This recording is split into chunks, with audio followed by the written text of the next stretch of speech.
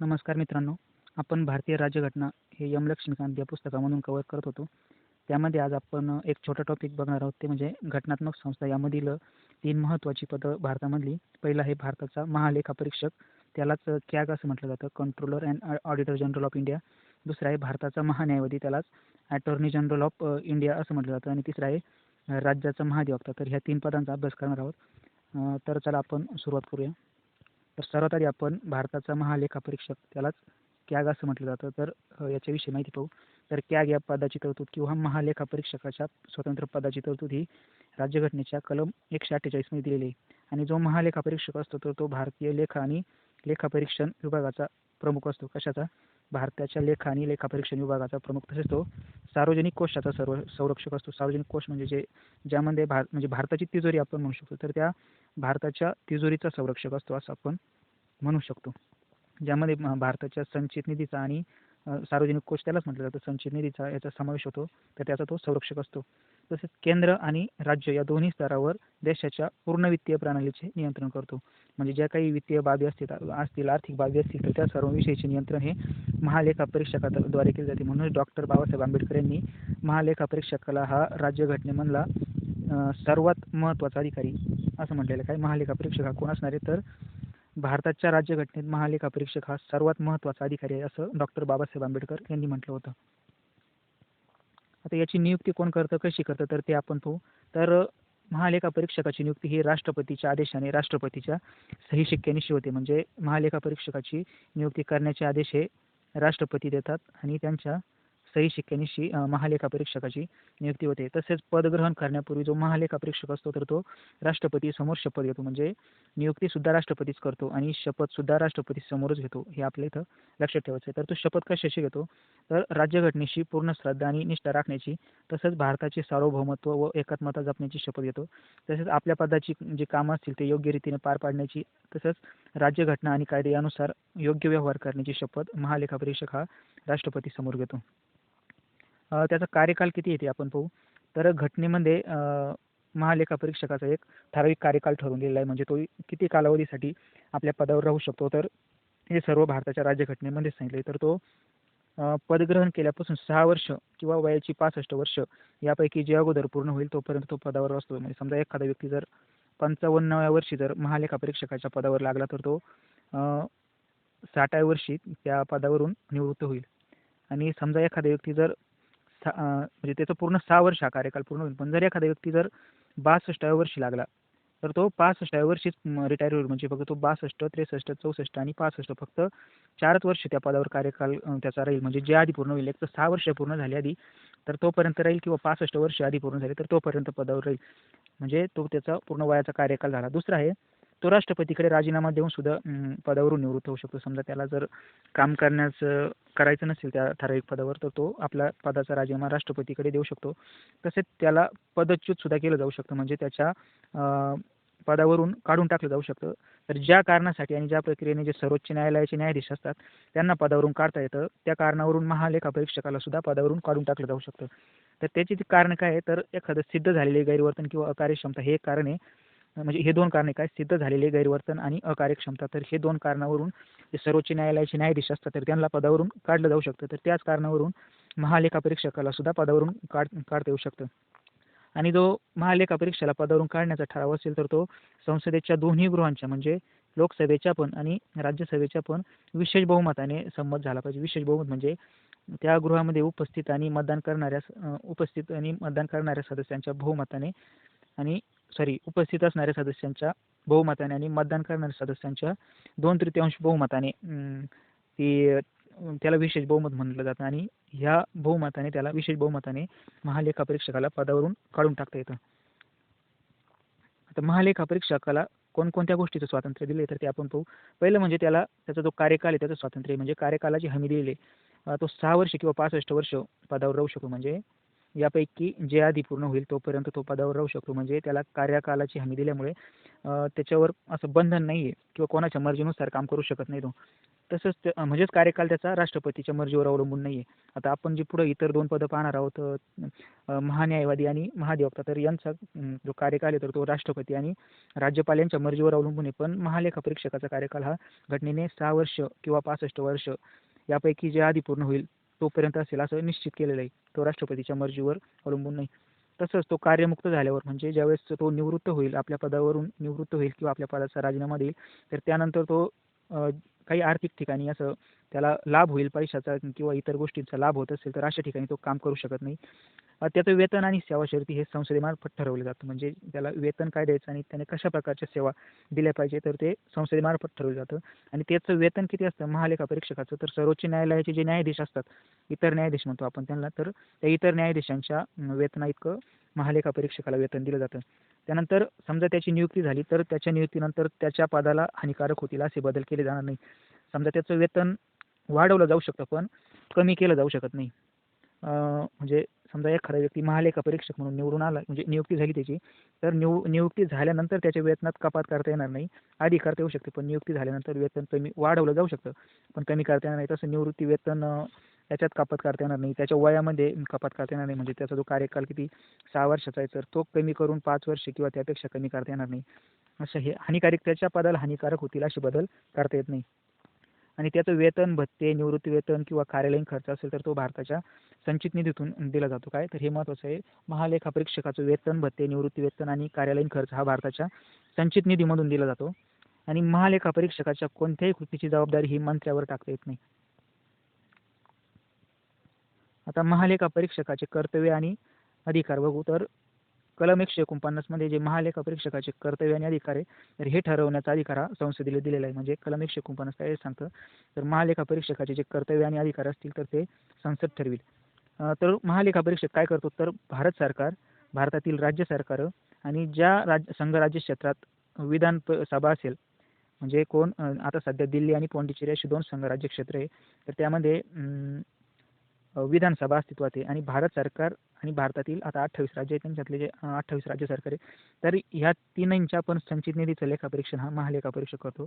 तसेच एक आकस्मिक निधी आणि सार्वजनिक खात्यातून जो खर्च केला जातो, या तिन्ही गोष्टी तिघांच्या पण, भारत सरकारच्या, राज्य सरकारच्या आणि या संघराज्य क्षेत्रांच्या जे आकस्मिक निधी आणि सार्वजनिक खात्यातून जो पैसा खर्च केला जातो तर त्या खर्चाचं सुद्धा लेखापरीक्षण महालेखा परीक्षक करतो. तसेच कोणत्याही विभागाचे उत्पादन, व्यापार, नफा तोटा पत्रके यांचं लेखापरीक्षण करतो. तसेच विविध संस्थांच्या जमा खर्चांचे लेखापरीक्षण करतो. मग त्यामध्ये सरकारी कंपन्या असतील किंवा सरकारकडून आर्थिक सहाय्य मिळणाऱ्या संस्था असतील तर त्यांचं सुद्धा जमा खर्चाचं लेखापरीक्षण हा महालेखा परीक्षक करतो. तसंच राष्ट्रपती आणि राज्यपाल यांनी एखाद्या संस्थेचं लेखापरीक्षण करायला सांगितलं असेल तर त्या संस्थेचं सुद्धा राष्ट्रपती आणि राज्यपाल यांच्या आदेशानुसार तो लेखापरीक्षण करतो. कलम 150 ने काय सांगितलं आहे, तर केंद्र आणि राज्य यांच्या लेखा पद्धतीच्या प्रारूपासंबंधी तो राष्ट्रपतीला सल्ला देण्याचं सुद्धा काम करतो. कलम 150 काय सांगतं, तर केंद्राच्या आणि राज्याचं जे लेखा पद्धतीचं प्रारूप असतं तर त्यासंबंधी तो राष्ट्रपतीला सल्ला देऊ शकतो. आणि कलम 151 मध्ये काय, केंद्राचे लेखापरीक्षण अहवाल तो राष्ट्रपतीकडे सादर करतो आणि राज्याचे लेखापरीक्षण अहवाल हे राज्यपालाकडे सादर करतो. मग राष्ट्रपती तो अहवाल, जो केंद्राचा लेखापरीक्षण अहवाल असेल तो संसदेसमोर सादर करेल आणि राज्यपाल हा सदर राज्याचा राज्यपाल असेल तो त्या राज्याच्या विधिमंडळाकडे सादर करतो. तसेच करांचे आणि शुल्काचे निव्वळ संकलन ठरवण्याचं आणि ते प्रमाणित करण्याचं काम सुद्धा महालेखा परीक्षक करतो. तर आता आपण इथं कॅचची माहिती पाहिली आहे. अजून 2-3 वाक्य महत्त्वाचे काय, तर संसदेच्या तो संसदेच्या सार्वजनिक लेखा समितीचा तो मार्गदर्शक आणि तत्वज्ञ म्हणून कार्य करतो. काय, कोणत्या समितीचा, महालेखा परीक्षक हा संसदेच्या सार्वजनिक लेखा समितीचा मार्गदर्शक, मित्र आणि तत्वज्ञ म्हणून कार्य करतो. आणि राष्ट्रपतीला खालील 3 प्रकारचे लेखापरीक्षण अहवाल सादर करतो. पहिला अहवाल म्हणजे विनियोजनाचा लेखापरीक्षण अहवाल, दुसरा आहे वित्तीय लेखापरीक्षण अहवाल आणि तिसरा आहे सार्वजनिक उपक्रमांचा लेखापरीक्षण अहवाल. तर हे 3 अहवाल तो राष्ट्रपतीकडे सादर करतो. आता महालेखा परीक्षकाची भूमिका काय तर ते आपण पाहू. तर भारताची राज्यघटना आणि वित्तीय प्रशासनासंबंधित संसदेच्या कायद्याप्रमाणे तो कार्य करतो. त्याचं उत्तरदायित्व कशातून सिद्ध होतं, तर त्याने जो लेखापरीक्षण अहवाल सुनिश्चित केला असतो तर त्यामधून त्याचं उत्तरदायित्व सिद्ध होतं. तो संसदेचा प्रतिनिधी असतो. कशाच्या बाबतीत, कारण तो संसदेच्या वतीने खर्चाचे लेखापरीक्षण करतो. म्हणजे संसदेला तो उत्तरदायित्व असतं त्याच्या लेखापरीक्षण अहवालामधून तो उत्तर देऊ शकतो आणि एक कोणत्याही गोष्टीच्या खर्चाचं लेखापरीक्षण करतो, त्यामुळे तो संसदेचा थेट प्रतिनिधी लेखापरीक्षणाच्या बाबतीत आपण असं म्हणू शकतो. पण त्याच्यावर काही मर्यादा आहे काय, तर तो गुप्त माहिती विभागाचे लेखापरीक्षण करू शकत नाही, कारण त्या बाबतीत त्याच्यावर मर्यादा आहे. आणि महालेखापरीक्षकाचा जो संचित निधी असतो, तर त्या पैशावर त्याचं काही नियंत्रण नसतं. ज्यावेळेस संचित निधीमधून पैसा खर्च होऊन जातो, त्यानंतर तो त्याचं लेखापरीक्षण करतो. खर्च झाल्यानंतरच परीक्षणाच्या वेळी त्याच्याशी संबंध येतो. त्याच्यामुळे महालेखापरीक्षक हा भारतामध्ये नियंत्रकाचं काम करत नाही. त्याला असं म्हटलं जातं भारताचा नियंत्रक व महालेखापरीक्षक, पण तो नियंत्रकाचं काम करत नाही, तो फक्त लेखापरीक्षणाचं काम करतो. पण ब्रिटनमध्ये पद्धत वेगळी. ब्रिटनमध्ये काय, तर कार्यकारी विभाग, जो ब्रिटनमधला कार्यकारी विभाग असेल, तर तो फक्त परीक्षकाच्या परवानगीनेच सार्वजनिक निधीतील पैसा वापरू शकतो. भारतात तसं नाही. भारतात फक्त महालेखापरीक्षक हा नियंत्रकाचं काम करत नाही, तर फक्त महालेखापरीक्षक म्हणजे लेखापरीक्षणाचंच काम करतो. तसं ब्रिटनमध्ये नाही. ब्रिटनमध्ये महालेखापरीक्षक असेल तो तिथला, तर तो नियंत्रकाचं पण काम करतो आणि लेखापरीक्षणाचं पण काम करतो. दोन्ही कामं त्याकडेच असतात ब्रिटनमध्ये. आता आपण भारताचा महान्यायवादी या पदाविषयी माहिती घेऊ. तर भारताचा महान्यायवादी या पदाची तरतूद राज्यघटनेच्या कलम 76 मध्ये करण्यात आलेली. काय, भारताचा महान्यायवादी म्हणजेच अटॉर्नी जनरल ऑफ इंडिया, कलम 76. आणि हा महान्यायवादी असेल, हा देशातला सर्वोच्च कायदा अधिकारी असेल. कोण, महान्यायवादी म्हणजे काय, तर देशातील सर्वोच्च कायदा अधिकारी. आता याची नियुक्ती सुद्धा राष्ट्रपतीद्वारेच होते. आणि याच्या नियुक्तीची पात्रता काय असेल, तर सर्वात महत्त्वाचं म्हणजे तो भारताचा नागरिक असावा. परदेशी व्यक्ती या पदावर नियुक्त केली जाऊ शकत नाही. फक्त भारताचा नागरिकच महान्यायवादी पदावर नियुक्त होते. तसेच पात्रता काय पाहिजे, तर सर्वोच्च न्यायालयाच्या न्यायाधीशपदी नियुक्त होण्याची पात्रता आवश्यक आहे. म्हणजे जो सुप्रीम कोर्टाचे जे इतर न्यायाधीश असतात, तर त्यांना त्या पदावर येण्यासाठी जी पात्रता आवश्यक असते, तर तीच पात्रता महान्यायवाद्याला सुद्धा असते, कारण तो सर्वोच्च कायदा अधिकारी. तर सर्वोच्च न्यायालयाच्या न्यायाधीशाची पात्रता काय आहे, तर त्याने उच्च न्यायालयाचा न्यायाधीश म्हणून 5 वर्ष काम केलेलं असावं, किंवा उच्च न्यायालयामध्ये 10 वर्ष वकिली केलेली असेल, किंवा तो एक नामांकित कायदेपंडित असावा. काय 3 अटी काय, उच्च न्यायालयाचा न्यायाधीश म्हणून 5 वर्ष काम केलेलं असावं, किंवा उच्च न्यायालयात 10 वर्ष वकिली केलेली असावी, किंवा नामांकित कायदेपंडित म्हणून कार्य केलेलं असावं, आणि तो भारताचा नागरिक असावा.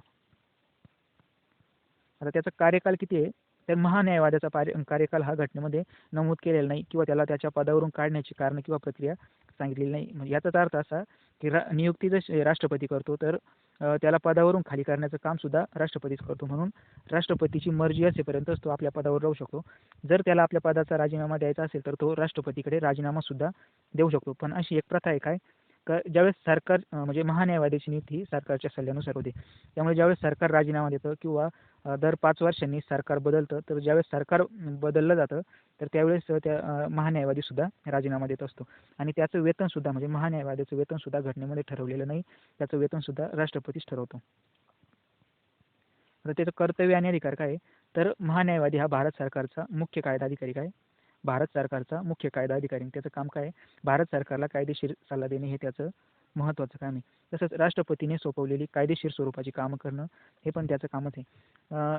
भारत सरकारशी संबंधित जे काही खटले चालू असतील सर्वोच्च न्यायालयामध्ये, तर त्या खटल्यामध्ये तो भारत सरकारच्या वतीने बाजू मांडू शकतो. म्हणजे सर्वोच्च न्यायालयामध्ये सरकारची बाजू मांडण्याचं काम सुद्धा महान्यायवादीच करतो. तसंच सर्वोच्च न्यायालय तो भारत सरकारचं प्रतिनिधित्व करतो, आणि भारत सरकारचं उच्च न्यायालयामध्ये सुद्धा भारत सरकारचं प्रतिनिधित्व करतो. म्हणजे विविध प्रकारचे जे खटले असतात, तर त्यामध्ये तो सर्वोच्च न्यायालय असो किंवा उच्च न्यायालय असो, त्यामध्ये तो भारत सरकारचं प्रतिनिधित्व करतो. तर त्याच्या अधिकार आणि मर्यादा पाहू आपण. तर अधिकार काय, तर भारतातील सर्व न्यायालयामध्ये बाजू मांडण्याचा अधिकार महान्यायवाद्याला दिलेला आहे. भारत सरकारविषयी बाजू मांडण्याचा अधिकार भारतातील सर्व न्यायालयामध्ये तो भारत सरकारची बाजू मांडू शकतो. तसंच संसदेच्या दोन्ही सभागृहाचे म्हणजे लोकसभेत पण आणि राज्यसभेत पण यांच्या कामकाजात तो भाग घेऊ शकतो, किंवा एखाद्या संयुक्त बैठकीमध्ये तो भाग घेऊ शकतो. आणि संसदेचा ज्या समितीचा तो सदस्य असेल, त्या समितीमध्ये तो सहभागी होऊ शकतो आणि आपली बाजू मांडू शकतो. पण त्याला मतदानाचा अधिकार नाही. काय महत्त्वाचं काय आहे, तो कोणत्याही म्हणजे ज्या समितीचा सदस्य असेल त्या समितीत भाग घेऊ शकतो, संसदेच्या दोन्ही सभागृहाच्या कामकाजात भाग घेऊ शकतो, त्यामध्ये आपली बाजू मांडू शकतो, पण आपलं मत देऊ शकत नाही. म्हणजे त्याला मतदानाचा अधिकार नाही. तसंच त्याच्यावर मर्यादा काय, तर भारत सरकारविरुद्ध त्याला कोणत्याही बाबीमध्ये सल्ला देता येत नाही. तसेच भारत सरकारविरुद्ध खटला पण चालवता येत नाही. सरकारच्या परवानगीशिवाय तो फौजदारी खटल्यात आरोपीची बाजू सुद्धा मांडू शकत नाही. तर ह्या महान्यायवादी या पदाच्या काही मर्यादा दिलेल्या आहेत. तसंच तो कोणत्याही निगमात किंवा महामंडळामध्ये संचालक पद स्वीकारू शकत नाही. आणि सर्वात महत्त्वाचं म्हणजे काय तर तो भारत सरकारचा पूर्ण वेळ सल्लागारही नाही आणि तो भारत सरकारचा किंवा सरकारी कर्मचारीसुद्धा त्याला मानलं जात नाही आणि त्याला खाजगी व्यवसाय करता येऊ शकतो. म्हणजे खाजगी व्यवसाय कोणता तर कायदा व्यवसाय म्हणजे त्याला त्याची खाजगी वकिली करता येऊ शकते. पण भारत सरकारविरुद्ध त्याला मतदान करता येऊ शकत नाही किंवा भारत सरकारविरुद्ध काही सल्ला देता येऊ शकत नाही. तर पण खाजगी व्यवसाय करण्यास त्याला काही प्रतिबंध नाही असं दिलेलं आहे. आता आपण महाधिवक्ता पाहू, राज्याचा महाधिवक्ता. तर महाधिवक्ता या पदाची तरतूद राज्यघटनेच्या 165 या कलमामध्ये दिली आहे. काय कलम 165 मध्ये महाधिवक्ता या पदाची तरतूद दिली आहे. राज्याचा महाधिवक्ता आणि महाधिवक्ता असेल राज्याचा महाधिवक्ता तर तो राज्यातील सर्वोच्च कायदा अधिकारी असं म्हटलं जातं. महाधिवक्त्याला काय म्हटलं जातं? राज्यातील सर्वोच्च कायदा अधिकारी. आणि केंद्रीय स्तरावर म्हणजे केंद्र स्तरावर जे स्थान महान्यायवाद्याचं आहे तेच स्थान राज्य स्तरावर महाधिवक्त्याला देण्यात आलं आहे. म्हणजे कलम केंद्र स्तरावर जे कलम 148 आहे, राज्य स्तरावर तेच कलम 148 नाही, कलम 76 आणि कलम 165 हे दोनही पदं सेमच आहे. फक्त महान्यायवादी हा केंद्र स्तरावर असेल आणि महाधिवक्ता हा राज्य स्तरावर असेल. दोन्हींची कामं सारखीच आहे. महान्यायवादीची नियुक्ती जसं राष्ट्रपतीद्वारे केली जाते तसंच महाधिवक्त्याची नियुक्ती ही त्या संबंधित राज्याच्या राज्यपालाद्वारे केली जाते. त्याच्या पात्रता काय तर तो भारताचा नागरिक असायलाच हवा, पण उच्च न्यायालयाचा न्यायाधीश म्हणून नियुक्त होण्याची जी पात्रता असेल ती त्याच्याकडे असायला हवी. आता उच्च न्यायालयाच्या न्यायाधीशाची पात्रता काय तर त्याने न्यायिक पदावर 10 वर्ष काम केले पाहिजे. काय न्यायिक पदावर 10 वर्ष काम केले असले पाहिजे किंवा उच्च न्यायालयामध्ये 10 वर्ष वकिली केली पाहिजे किंवा नामांकित कायदेपंडित असला पाहिजे. 3 गोष्टी इथं पण काय न्यायिक पदावर 10 वर्ष काम केले असले पाहिजे किंवा उच्च न्यायालयात 10 वर्ष वकिली केली पाहिजे किंवा नामांकित कायदेपंडित असलं पाहिजे आणि भारताचा नागरिक तर असलाच पाहिजे. आता याचा कार्यकाल सुद्धा घटनेत नमूद नाही. जसं महान्यायवाद्याचा कार्यकाल हा घटनेमध्ये सांगितलेला नाही तसा महाधिवक्त्याचा कार्यकाल सुद्धा घटनेमध्ये सांगितलेला नाही आणि त्याला पदावरून काढण्याची कारण आणि प्रक्रिया सुद्धा घटनेत सांगितलेली नाही. याचाच अर्थ तो राज्यपालाची जोपर्यंत मर्जी असेल तोपर्यंतच पदावर राहू शकतो आणि आपल्या पदाचा राजीनामा तो राज्यपालाकडे सादर करू शकतो. समजा त्याला काम करायचं नसेल तर तो राज्यपालाला उद्देशून राजीनामा देऊ शकतो आणि सरकारच्या सल्ल्यानुसारच याची नियुक्ती होते. त्यामुळे सरकारचा राजीनामा म्हणजे दर 5 वर्षांनी सरकार बदलतं तर त्यावेळेस प्रथेनुसार महाधिवक्ता सुद्धा राजीनामा देतो आणि त्याच महाधिवक्त्याचं सुद्धा वेतन घटनेमध्ये सांगितलेलं नाही. त्याचं वेतन हा राज्यपाल ठरवतो. म्हणजे महान्यायवादी आणि महाधिवक्ता हे दोन्ही पदं जवळपास सारखेच आहे. आता महाधिवक्त्याची जी कर्तव्य आणि कार्य ते आपण पाहू तर महाधिवक्ता हा राज्यातील मुख्य कायदा अधिकारी म्हटलं जातं. महाधिवक्त्याला राज्य सरकारला तो कायदेशीर सल्ला देतो. राज्यपालाने सोपवलेली कायदेशीर स्वरूपाची कामं करण्याचं काम महाधिवक्ता करतो. तसंच राज्य सरकारशी संबंधित जे काही खटले असतील तर राज्य सरकारच्या वतीने उच्च न्यायालयात बाजू मांडण्याचं काम महाधिवक्ता करतो. तसेच राज्यातील सर्व न्यायालयामध्ये तो सरकारची बाजू मांडू शकतो. राज्य विधिमंडळाच्या तो दोन्ही सभागृहाच्या कामकाजात भाग घेऊ शकतो. तसेच राज्य विधिमंडळाच्या संयुक्त बैठकीमध्ये पण भाग घेऊ शकतो. तसेच संसदेच्या नाही तर राज्य विधिमंडळाच्या ज्या समितीचा सदस्य असेल त्या समितीमध्ये सहभाग घेऊ शकतो आणि आपली बाजू मांडू शकतो. पण इथं पण महाधिवक्त्याला मतदानाचा अधिकार दिलेला नाही. म्हणजे जसं महान्यायवाद्याला मतदानाचा अधिकार नाही तसाच महाधिवक्त्याला सुद्धा मतदानाचा अधिकार नाही. तर मित्रांनो या ठिकाणी आपण एकूण 3 पदं पाहिले. यामध्ये कलम 148 हे कॅगचा कलम आहे. दुसरा आहे कलम 76 हे महान्यायवाद्याचा कलम आहे आणि कलम 165 हे महाधिवक्त्याचा कलम आहे. तर हे 3 कलम आणि ह्या 3 पदांविषयी जी माहिती आपल्याला लक्ष्मीकांतमध्ये दिलेली आहे तर ती सर्व माहिती आपण पाहिली. जर तुम्हाला व्हिडिओ आवडला असेल तर व्हिडिओला लाईक करा, शेअर करा आणि चॅनलला सबस्क्राईब करा. आपण नवीनच एका घटकासोबत भेटू. तोपर्यंत धन्यवाद.